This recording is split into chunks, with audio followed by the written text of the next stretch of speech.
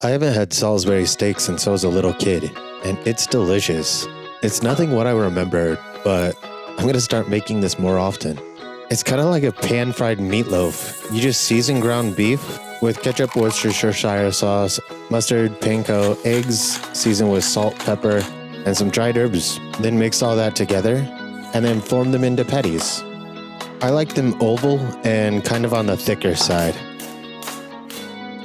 Next, I like to pan fry them in loads of butter. You don't need to cook these all the way through, just get some good color on them. Remove them and then start on your gravy. Onions, mushrooms, and garlic tossed into that butter, and then cook those until they have a bunch of color. If it's a little dry, add a little bit of butter before you add the flour. Then your beef stock. I used about 2 cups in total. Stir that together and season to taste. I season mine with Worcestershire, ketchup, mustard, salt, pepper, and some dried herbs. It's pretty much the same thing that goes in the meat that you're dressing on top of the meat.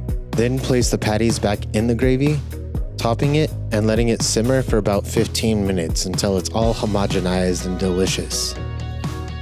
I'm serving mine with mashed potatoes, but you can have it however you like.